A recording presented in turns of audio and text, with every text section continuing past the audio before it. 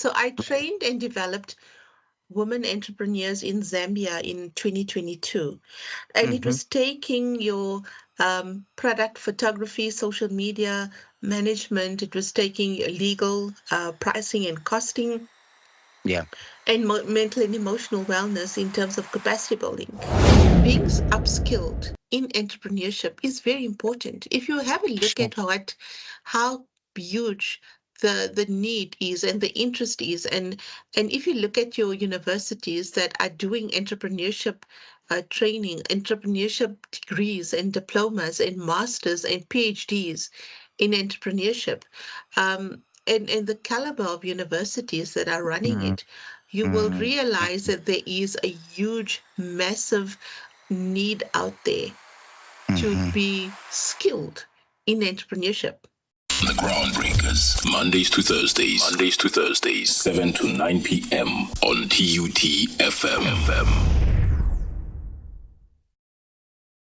We are heading towards the hour 8 in a moment. Polelo Madisa will step in with the news. I want you to stay with this particular question, Jashree, as we go to the news. Is how does that entrepreneur who's probably somewhere in the rural back post, lacking the basic knowledge of how to run business, become part of Wheel? How does Wheel reach those people? Or how do those entrepreneurs reach Wheel? That is the question. Please stay with that for a moment.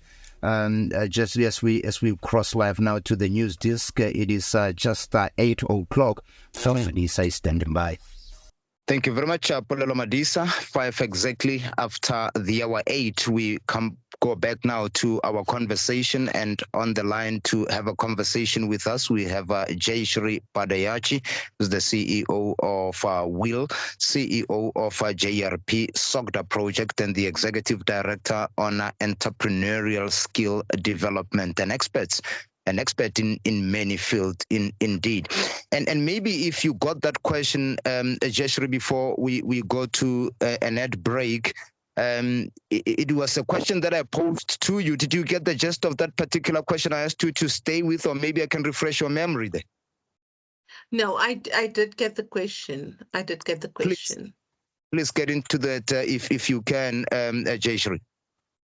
So, Hansa, here's the thing, right? If we're talking just in terms of TUT, I know that there are campuses in Imaleleni, and there's in Polokwane, and those are really some of your rural areas, and I know you have others as well.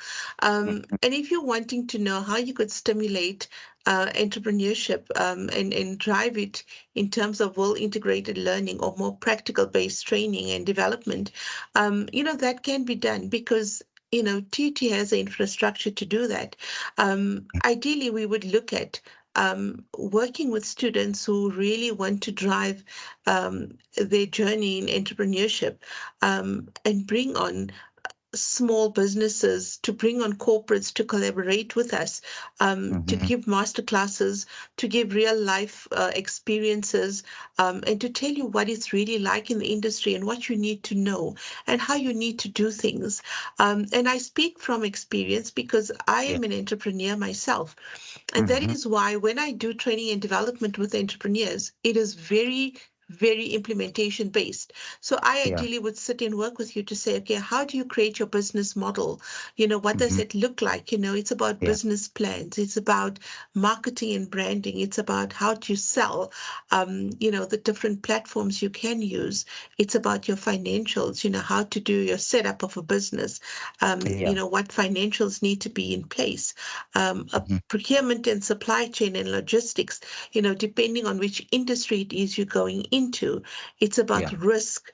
It's about making sure you have a business plan. It's about helping you get investor ready because not all businesses need funding. But there are those that need funding. So you would need to have your business to be registered, to be compliant. You'd need to have a business plan that talks to what it is you want funding for. So it's a whole holistic model. But, I must not forget to say that it is also working on building capacity in terms of your mental and emotional wellness, because entrepreneurship is everything you want it to be, but it does not go without your stress, your anxiety, your depression that Yeah. comes with it. Yeah. Only you would Yeah. know. So it's really putting together a comprehensive model so that you have a really good understanding of what it is you're getting yourself into, but you are also Yeah. being skilled in how to maneuver through the entrepreneurship holistic approach. It's Yeah. important that you really understand it and you know what's in store. Right. And you've touched on a very, very important point around the emotional and psychological distress that entrepreneurs currently or in the current economic setup do go through. Has entrepreneurship changed over the years, and what are the new challenges, if I may, and I'd use that for a lack of better word, that modern entrepreneurs are facing, if you like, as opposed to entrepreneurs who started when entrepreneurship was still fashionable then? So I think we are all aware of the power of social media. Yeah. And it's about really just putting your brand out there. It's all about creating a powerful brand and putting it out there, on those platforms, because people are constantly on their mobiles, right? They are always on their phones. So it's not like what has changed tremendously from a few years ago is that people did your traditional marketing. So it would be like your radio, it would be your television marketing, newspaper, magazines, those kind of things. With the onslaught of social media, being such a powerful medium, I mean, Yeah. you don't even have to. We don't really advertise on TV anymore. We do on radio to an extent. We don't do newspapers. There's not even really magazines, even online. People don't really read online magazines, right? But your True. Facebook, your Twitter, your Instagram, LinkedIn, those are Yeah. powerful platforms. And that has been the most amazing and the most powerful shift in terms of things that have just radically changed overnight. Yeah. So you find you can reach a much more larger audience through those kind of marketing and advertising platforms than Yeah. what you really can, in what people previously used. Hmm. And I may ask you, what has been the impact of Will so far, insofar as empowering and reskilling, developing the skills of this entrepreneur? Is there any measurable impact on the ground? I think it's relatively new. It's a Yeah. relatively new uh, industry, I would say, especially if it is linked to the educational institutions. Yes. It is relatively new, I must say. I've attended the World Conference in December that Yeah. was held, and you could see that they're trying to create the industry. So it's not really about the simulation-based integrated learning as it used to be before. It is really just taking it in a different context. Yeah. Also, I think it is not so much, and this is my personal opinion, okay? It is not Sure. to such a great extent as in taking kids out into industry, because there's so much of I wouldn't say red tape, but it's just such a mission to place kids, in these organizations, to monitor that they're responsible, that everything runs smoothly. But if you're looking at a new way of doing it, then ideally you're looking at bringing industry to the academic institutions. There's many organizations. In fact, most huge corporations are wanting to align to actually give back in terms of helping in terms of work integrated learning, to come Yeah. to universities and try and give back. There's Yeah. that giving back. And this would be a great platform for institutions to start working with industry, to have that Yeah. collaboration where you involve them in what it is you're doing. You involve them so that they can come and help bridge that gap that we have, from your theory to your practical implementation or your work integrated learning. It's just, the way things are changing, it's just needs to look at it being like a new way of thinking. Yeah. But at the same time, being in terms of the topic that's under discussion today, and that is really the impact of work integrated learning on entrepreneurial skills development. It's really, in my training and development that I do, I speak constantly about how we are empowering our learners to be able to do things in a practical workplace, right? So be it through like creation of templates that you train and develop them how to populate and how to present it, to gain that self-confidence, because that is so key. I think it's so important for us to actually look at the industries and the sectors that, depending on the faculties that are involved, and to bring industry in to say, okay, try and also encourage these learners to say, how can I research and develop myself to really understand the industry I want to get into, right? And then maybe they can want to get into during the holidays, or gaps and breaks that they have, that they can say, okay, I'd like to just shadow someone. I'd like to shadow someone to see what it's like. And ideally, our kids are they're very bright, they're very progressive, they're forward thinking. Ideally you'd say, okay, so I would like to look at a small business or a micro enterprise that I would like to go into. I'm studying in that industry, and maybe I could go in and work with them, and at some point become a shareholder, or I could learn, the how the business operates and start doing something small. There's a lot of you find a lot of cases where people are having like side hustles. It's a very common thing. And that's where you start, start really seeing that there's not enough jobs for the amounts of students that come out of our universities. So what is it that we can do so that they can generate income and be sustainable as well? And here I was asking, I mean, for you to even come up with a wheel, and you were talking about the chasm, if I may use that word, the gap that exists between students and work. How huge was that gap for you to even think of this as something that is worth trying as a possible solution? Were we seeing a much bigger chasm, a much bigger gulf, a much bigger gap here for you to even cogitate an idea like that? So, Jose, I was driving a lot of implementation-based training and development on my JRP Socder projects company. So be it in informal settlements, be it in rural communities, in townships, I was doing proper implementation-based training and development. When I started seeing that, I'm a provider for WIL in one of the faculties, and I realized that there is such a great need to take this out, because we are churning graduates out all the time, but they are not ready for industry. So the gap is there. In fact, WIL Academy was just born in December because I realized that we need to plug that gap. We need to take kids from where they are to the next step. And there's so much, there's such a great need for it across sectors, across industries, across faculties in academic institutions.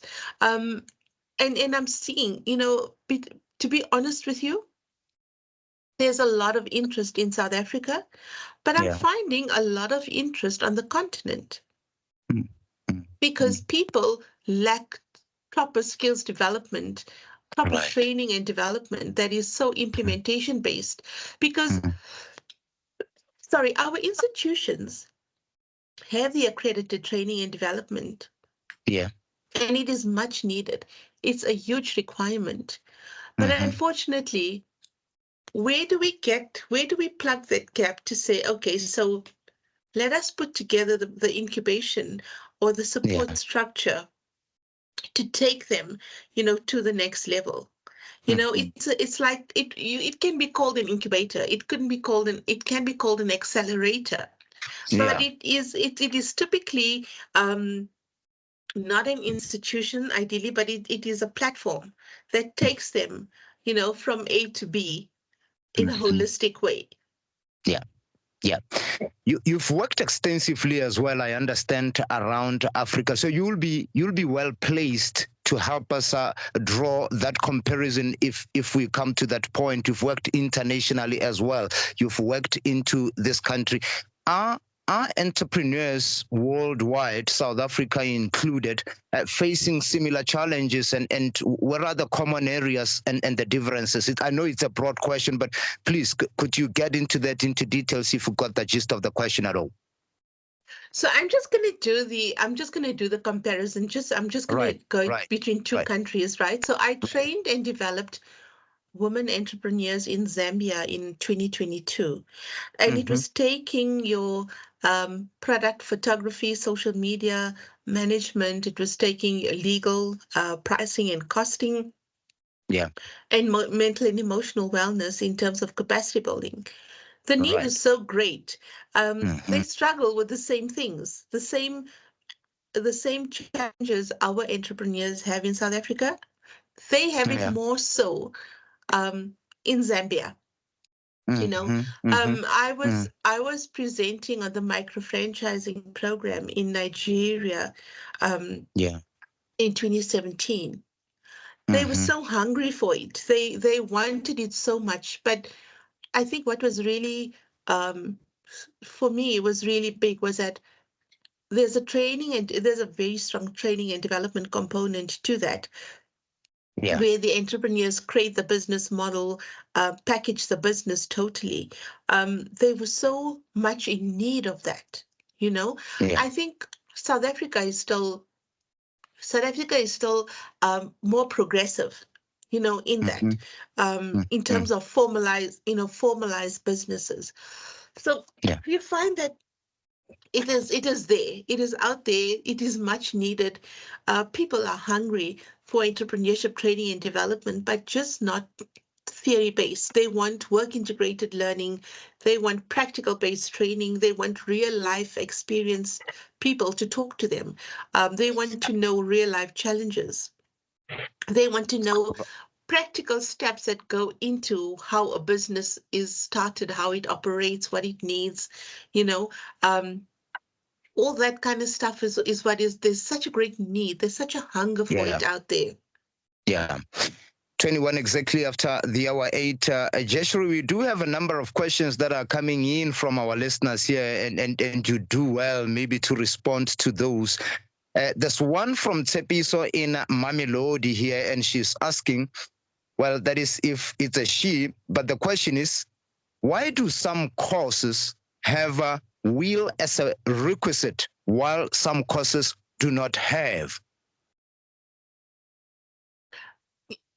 Hansi, to be honest with you, I think that question is best answered by TUT because they make the decision on which faculties you know, have that. I am a service provider, so you know the department that I train for Will, they've decided on their own, and I think it's just the departments themselves that to make that decision. So I think there's a plan in place that they want to do it holistically. Across faculties, there are a few that's doing it. There's quite a few, but I think there's really thought being put into how they could do it throughout, you know, campuses that, you know, really embraces all the different faculties that exist on there. Yeah, obviously that question from Tsepi. So remember, if you do have a question here for Jayshree, you can give us a WhatsApp or a voice note on 012 382 9257. I repeat that number, it's 012 382 9257. Get your answers from experts who we invite on this particular show. Now, there's another one here from Karabo in Block L in Soshanguve who's asking here, how can a student who enrolled in a company for Will ensure that when a term is done, they keep the employment?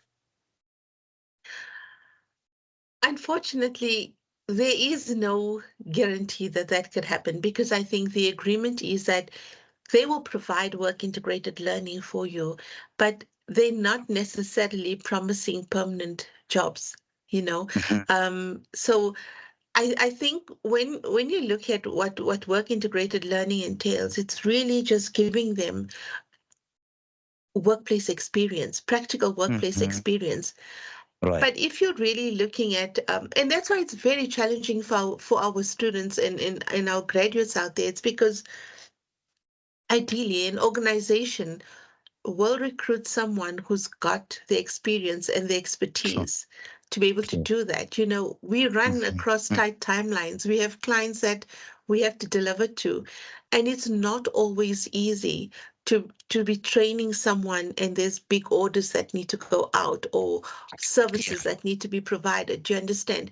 So to be honest with you, I think there's just that differentiation between being a part of a world program in industry partner and you know what they would want as a permanent employee. All right, keep those questions coming in. It's 012-382-9257. Christopher, I know you sent a question. He's a journalism student. We take a quick turn. When we return, Chris, your question will be answered. We do have Jayshree Padayatchey on the line to us, and we are discussing an important issue here. And the topic is the impact of a work integrated learning program on entrepreneurial skill development. Do you find that you are one of those who are part of the WILL program? Do you have any question at all with regard to how that program has worked for you? It could be even a compliment or a comment. We take that too on 012-382-9257. We take a quick turn. We come back in a moment. Remember, you can keep in touch with us right here on the station via many ways. And one of those is by giving us a call on 012-382-9257. You can send your questions there as well via WhatsApp. We are also on Facebook at TUTFM 96.2. On both X and Instagram, we are TUTFM _96.2. And on Friday, the conversation I'm having now with Jayshree Padayatchey will be on YouTube just after 5. You can go listen in. Don't worry. Don't despair if you may have missed the show tonight. You can always go back there on a Friday. It's at TUTFM 96.2. Now, as we get back to you, Jayshree, there's another question here. Again, an important question from Chris, who's asking, how does the institution help protect students when they are exploited by employers during their WILL program? That's Christopher. You got that question, I would imagine, Jayshree? Jose, you know, to be honest with you, I will not be able to answer that question because I think the agreement is normally between the university and the organization involved, and they definitely do have specific items in their contract which really aligns that the students work in that space. And it's probably just, you know, you're gonna find people in industry or in organizations that would take students and really exploit them, and that happens. You hear lots of stories. I think it's just, you know, I think what I would suggest is the student go back to the institution and say, you know, go back to your TUT and say, you know, this is what's happening, you know, what is it, you know, can I just have an idea on what the arrangement or the agreement is between the organization and the university, because it's definitely not open to exploitation. And if that is happening, I think the university should be made aware of it so that they could take it up, you know, because they would not know if it is not brought to their attention, right? And that's my take on it. You know, go back to your institution and say, what was in that contract? What are the deliverables from my side? You know, this is what's happening. Is this normal? Is it right? You know, but I think just go and ask those questions, because that's where you'd get the answers from. All right, there you go. Jayshree saying the program itself is not open for manipulation in any way. So if you do have any queries or may have some gripes, you can go to the relevant office within TUT or any institution. I'd say TUT because that's where I'm at. I'm broadcasting from Building 53, by the way. And you can register those complaints with relevant people. Of course, the institution will look at that with a much serious light. Now there's Lindo from Winterfeld who's asking, what companies are under your network as the CEO of Wheel that you can recommend for a journalist student? Unfortunately, I have not gone into that specific industry as yet. And it's something we're looking at branching into more of the faculties in the new year. The World Academy is fairly new. As I said, it was just registered in December.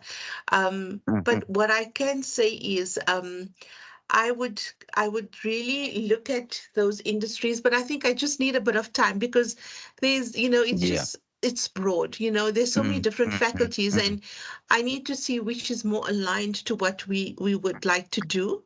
But I would like to, I think off record, I would give you my email address and they could probably just send an email through there and I could see if it's possible for me to do some research into that space. Obviously, we don't have capacity to do on across all faculties, but if something like this in journalism comes up, and it's something that we'd like to integrate, I would definitely see how we look at doing that, or which are the organizations, that we could collaborate with to do that.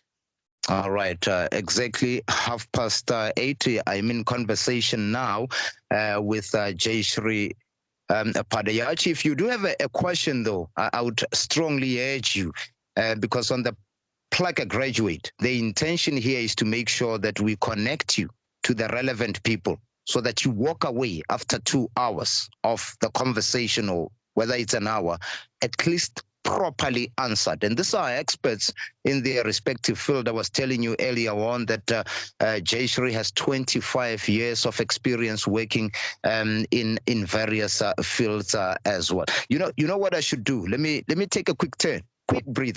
It's 27 minutes exactly before the hour 9. We may have missed sometimes as we were working on audibility issues with Jayshree. Let me try and see her. She might be starving. Perhaps she could eat a horse where she is. Jayshree, I wonder if you do have 15 minutes to look at these 3 questions. Maybe we'll let you go at 8:45 here. But there seem to be a number of questions we need to clear. Will that be taking too much out of you, Jayshree? I've had a very long day, Wednesday, but it's fine. I could wait until 8:45. It's fine. All right, please do stay there as we have a conversation. But I think you touched briefly on this, and one of the questions that I wanted to ask, especially for an entrepreneur, is issues around skill development. How important is this as an entrepreneur in the current economic context for an entrepreneur to get reskilled and skilled often than not? I used to think entrepreneur is as good as coming up with an idea and making money. It looks like things have changed. How important does skill development become in that space, though? Hansi, I would say that it is very, very important because I currently work with quite a few entrepreneurs. One of the programs that I'm currently involved in is I'm coaching 2 cohorts of ladies from the Grassa Michelle Trust to become investor ready. So when you're looking at business, right, you could just look at, depending on your mindset, you could look at starting up a business and just running it as and when you please, and not looking at really scaling the business or expansion or growing the business, as they might say, right? Then it's fine. You probably just need to know how to provide a service or produce a product, okay? And if you just feel like you're happy to just do that whenever you want or as and when you need, then it's fine. You don't need to really be skilled as an entrepreneur. But, a lot of our entrepreneurs today are educated people. They come from top corporate backgrounds. They come from government. They come from academic institutions. So they're not just your survivalist businesses, right? They're wanting to create an impact. They're wanting to make lots of money. They wanting power. They want to have more than one entity operating. They want to replicate. They want to take it across continents, right? So when you're looking at people that have that kind of vision, then being upskilled in entrepreneurship is very important. If you have a look at how huge the need is and the interest is, and if you look at your universities that are doing entrepreneurship training, entrepreneurship degrees and diplomas and masters and PhDs in entrepreneurship, and the caliber of universities that are running it, you will realize that there is a huge, massive need out there to be skilled in entrepreneurship. Sure. I get a sense that there's a need for entrepreneurs, but does the country have space for them? But before I let you go, though, let me ask specifically around programs. And I see you've come up with a wheel program, and there I was thinking. I mean, we seem to hear a lot about programs, Jayshree, but when you look at the results on the ground in terms of whether these programs are really impacting the right people on the ground, you get a sense that there's a real, for a lack of better word, divorce between the idea and a result. How much effort did it have to take you to put together a tailor-made program like this?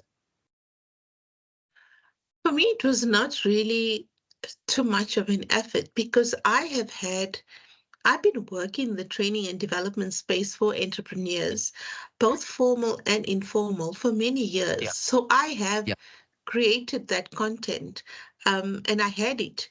It was just putting it into, I never really looked at working or collaborating with academic institutions until probably a year ago. There's just so much of such a big need out there within your communities, within your townships, your informal sector, informal settlements in your rural communities. And I generally would take it out there. You know, if I would have a client that would want me to train and develop a woman in the informal business sector in your Klipgat or Madidi, or I've worked extensively in Diepsloot. I've done some work in Olivenhout Bosch.